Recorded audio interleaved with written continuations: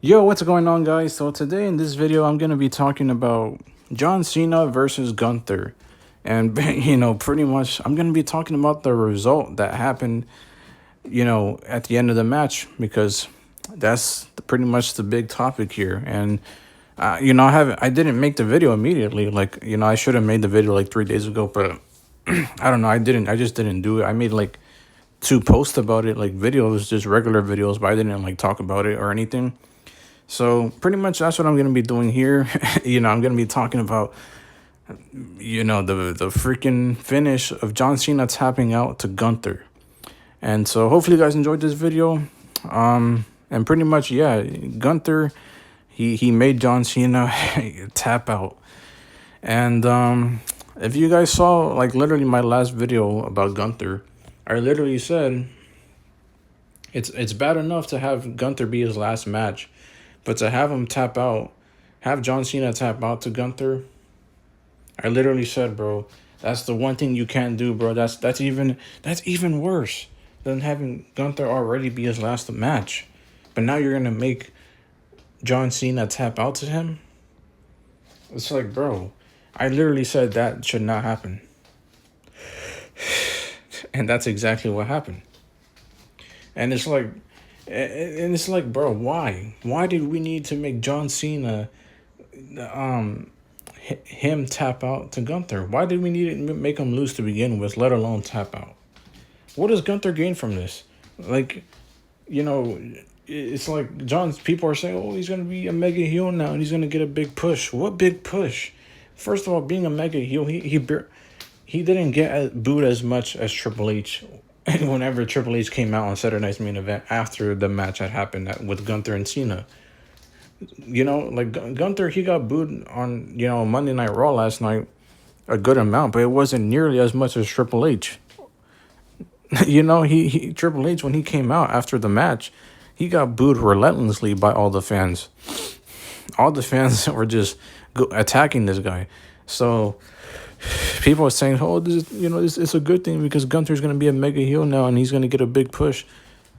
He's not going to be a mega heel. He barely gets any reaction from the crowd to begin with.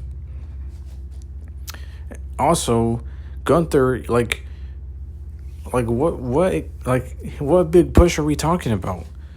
What, like, he literally is already an IC champion, like, for 2 years in a row for over, he I forgot how many days, but he was a IC champion for a long ass time, and he's a 2-time world heavyweight champion too.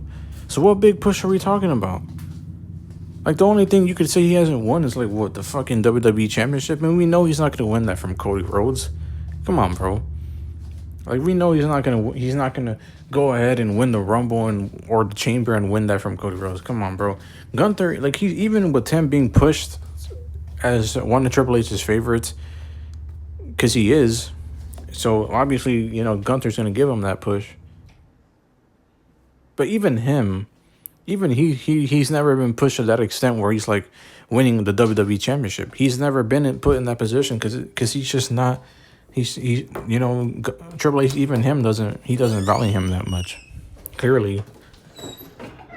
So why exactly are we then gonna sit here and act like, oh, this whole win over John Cena actually means something? No, it doesn't. It means nothing. It's literally like you made John Cena lose for no reason to a guy who's already had all the accolades. The guy who's already been a IC champion for over 600 days, and he's already had the World Heavyweight Championship more than once. So what big push did Gunther need from this, and what mega heel is he gonna become from this? Because he barely gets any reaction from the crowds. You can see last night on Monday Night Raw, he got booted a good amount, but not as much as like Triple H, like I said, on Saturday Night's Main Event, after the John Cena and Gunther match, he came out and he got booed loud. Triple H got booed more. Dominic Mysterio got booed more. Roman Reigns during the Big Dog era got booed more. Fucking Logan Paul gets booed more. Like, literally, all these people, they get booed way more than Gunther. Like, Gunther, he barely gets any reaction from the crowd. Not a boo, not a cheer, nothing, because no one cares about this guy. Like, literally. And eventually, what, like 3 weeks, a month from now, the crowd is gonna forget about this. No one's even gonna care. Like, and people are gonna go back to not caring about Gunther because, like, literally, no one cares about him already.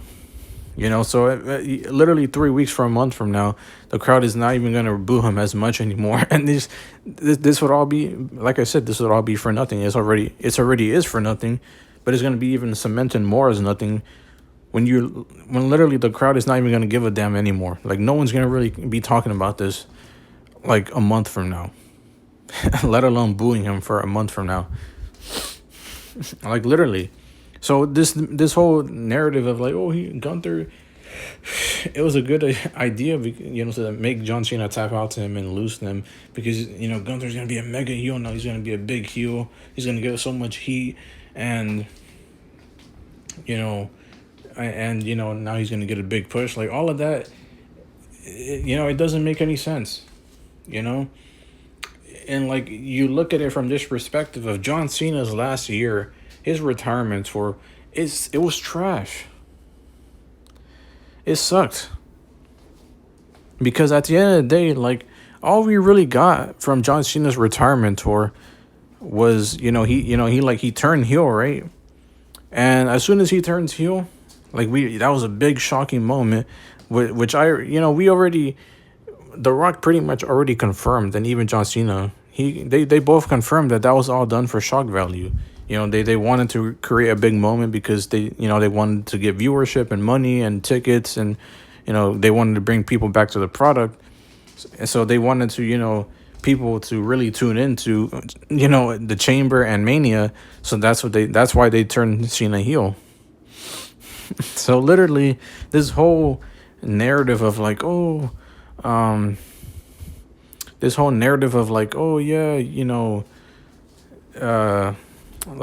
John Cena, his heel turn was so great. Like, what was great about it? It was like done out of shock value. Literally, and like what? His reasoning for turning heel, like, you can tell it was already gonna go downhill the moment we got his motive. His motive, he came out, the first promo after like 3 weeks after he turned heel, he finally cut a promo and explained himself. And he says that, the fans are the reason. You fans have been booing me for years, and y'all turned on me. This is an abusive relationship. Like, saying all these things, and literally it doesn't make any sense. Right off the bat, his heel turn was already gonna go downhill from there because literally it doesn't make sense. John Cena has been cheered for years now. He hasn't been booed. Yeah, he hasn't been booed since like what, like close to 10 years ago. Like, literally, like, he hasn't been booed in a long ass time now. It's been years since he's been booed. The fans started cheering for him, have always been cheering for him for all these years, and now he wants to say, "Oh yeah, you fans have turned on me. Hate me." It makes no sense. It makes no sense. Like, if you would have done this 10 years ago, all right, whatever. 12 years ago, whatever. But like, doing this right now, when the fans literally love you, it makes no sense. Like, that's your reason for turning heel. What is it? And like, look at it from this perspective. Why does he all of a sudden hate Cody Rhodes? Why does he all of a sudden, want to side with The Rock just because of the fans? How does that make sense? You can look at all these plot holes and the things and like the nonsense of this booking, and you can literally see what I'm talking about. And John Cena goes on to have nostalgia one-off filler matches with like Randy Orton and CM Punk. And he cut a good promo with like Randy Orton and CM Punk. But at the end of the day, there was really no intriguing storyline here. There was really no, and at the end of the day, it was a whole bunch of nostalgia and just repetitive filler promos from John Cena and all his opponents. And it continued on to get even worse when he, like, for the upcoming months, he literally turned face on SmackDown randomly for no reason. He just decided, oh yeah, my actions were bad. Me getting beat up by you, Cody, made me realize that. Like, what? Really? That's your reasoning for turning back face? And then he turns, he comes back, and he's a good guy now. And then what does he do? He loses to Cody Rhodes. Then he has a filler match with Brock Lesnar for no reason. We never got a reason for why that match was even happening. Why Brock Lesnar attacked him? Why John Cena, wanted to persist with this feud? Nothing. We got no reason or explanation for any of this. Then he has a filler match with AJ Styles. And like people were saying, "Oh, we don't need a story." Yes, you do.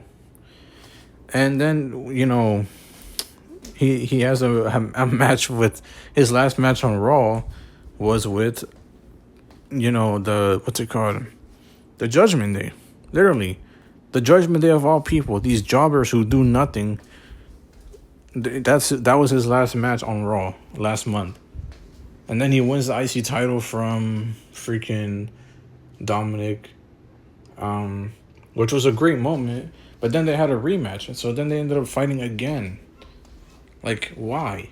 Like they literally could have just done this where it's like, okay, LA Knight goes into the tournament, he wins, right? And John Cena's still IC champion. He faces John Cena as his last opponent, and John Cena can either retire with the belt, or LA Knight could win the belt, right? Like he could win the belt. They could have done that, and that would have been better.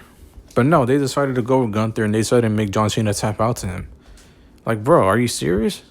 Like, so yeah, that was John Cena's whole retirement tour. It was garbage. It was fucking sucked. There was not like.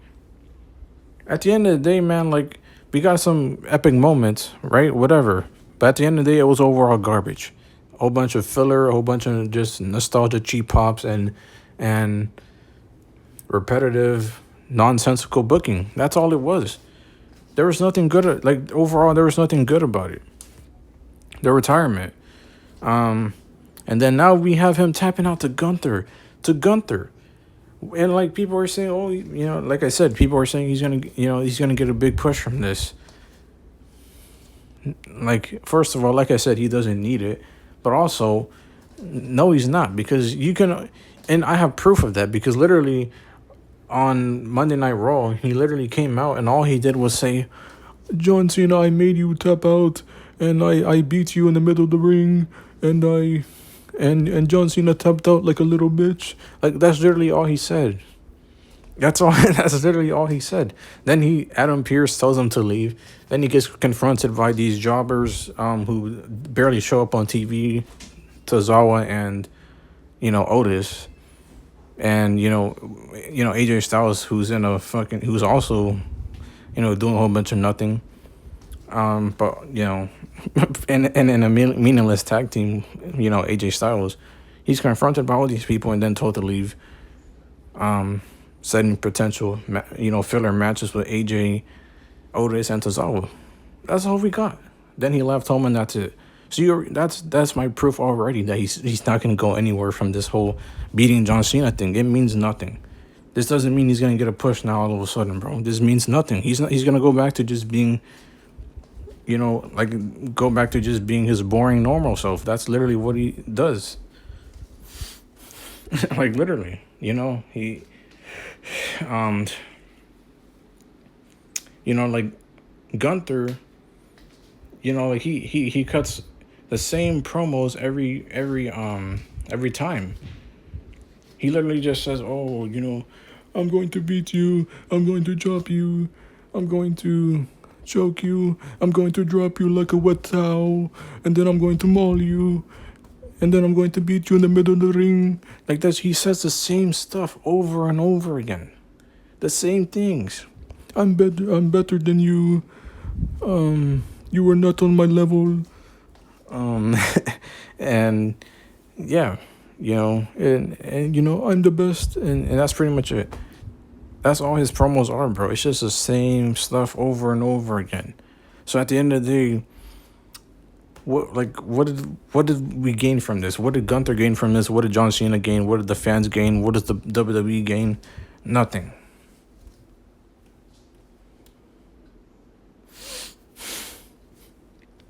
So at the end of the day, all these people saying, oh yeah, Gunther, he's gonna gain a lot from this. No, he's not. He's not gonna be doing anything meaningful. He's not gonna win the WWE Championship, nor does he deserve to win it. But it's like, bro, he's not gonna go anywhere.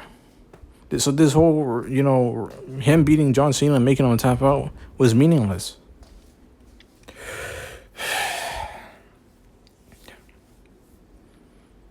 I don't know, man. It's like, and like Gunther, the thing about him too is like, I just don't understand why Triple H loved him so much, because this guy, like, he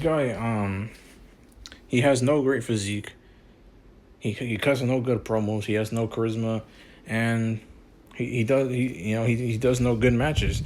Literally, like I said, his promos are boring and repetitive. And his matches, like literally he does like what, 5 moves? He does, the chop, the splash, which is fucking looks like shit. Like literally like bro, oh my gosh, that.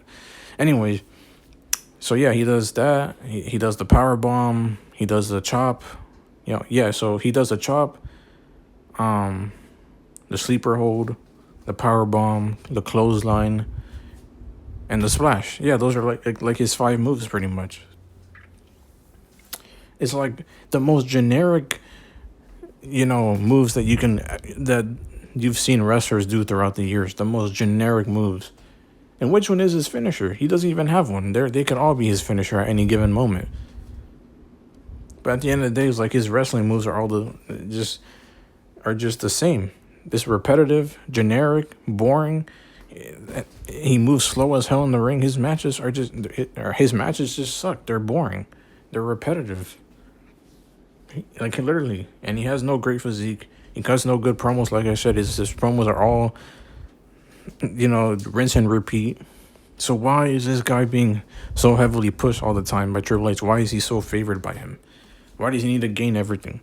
Why does he need to win titles? Why does he need to retire John Cena? Why does he need to retire Goldberg? Possibly AJ Styles, and other people. Like, why? Why does he need to, get this big push and do all these great things for, if he's not actually doing anything to deserve them? So yeah, that's pretty much how I feel, about Gunther, making John Cena tap out. It was stupid. It was dumb. Like, there's no other way around it, bro. And it's like John Cena, his whole thing is about not never giving up. So now you make him give up to Gunther. Out of all the things that John Cena has fought through and, been through, like literally Gunther tapped out. He lost to Sami Zayn. He lost to Jey Uso by tapping out, by the way. And then now this guy, all of a sudden, he's super Gunther. He's like making John Cena tap out. He's making LA Knight tap out. It's stupid, bro. Like, literally. So at the end of the day, like, it makes no sense for him to lose to Gunther. And like, literally, he was like, John Cena and Cody, they lasted and were being very brutal to each other in that SummerSlam match. And now all of a sudden, Cena can't even he can't even get out of a sleeper hold. He can't even handle that. It's like all of a sudden he has to tap out and give up. Like, what? But his whole thing is about his whole thing is not giving up. Like I said, bro, it's all stupid writing. This was a dumb decision. John Cena should have won. It's that simple, man. Like, people are just saying all these things. Like, oh, Gunther, like I said, people are saying, oh, he's gonna be a mega heel now. He's gonna get mega heat. Everyone's gonna hate him. He's gonna, he's gonna get a big, he's gonna be the future and blah blah blah. Bro, come on, man. None of that is true. And at the end of the day, like, Gunther sucks. That's it. Like, it's that simple. Like people always say, oh, Gunther is not boring. He's interesting. He's fun or whatever. What is fun about him? What is interesting about him? What is entertaining about him?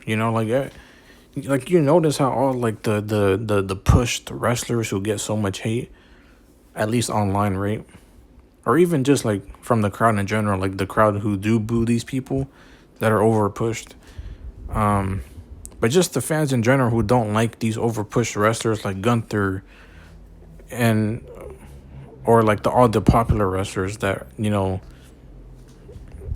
like pretty much what I mean is like anytime you criticize like the over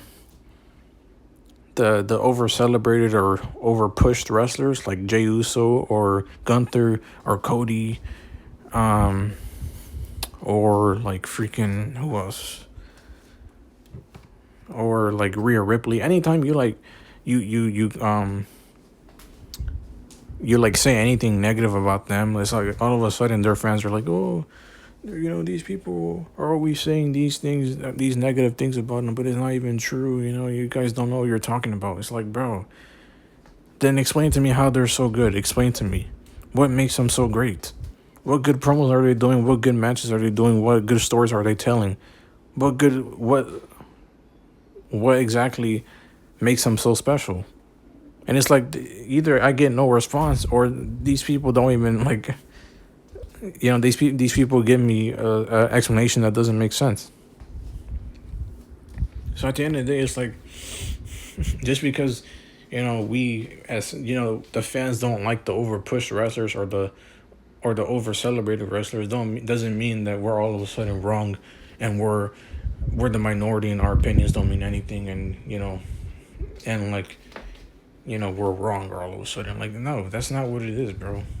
So yeah, it's like when you come at people like Gunther, it's like all of a sudden Gunther's fans are like, oh, you don't know what you're talking about, this and that. He's not boring. Like everyone says he's boring. He's not boring. He is boring. He is. What is so entertaining about Gunther? What promos has he cut that made you be like, oh my gosh, man, this was such a good promo, Gunther. Oh my God. He should be the WWE champion. He should be the face of the company. He should, get, be, he should be number one. Like, what good promo has made you think that about Gunther? Which one? He says the same stuff every promo. So at the end of the day, he sucks. So that's all I have to say at this point. It is what it is. And yeah, hopefully you guys enjoyed this video. Like, subscribe to the channel, and I'll see y'all in the next video. Peace out.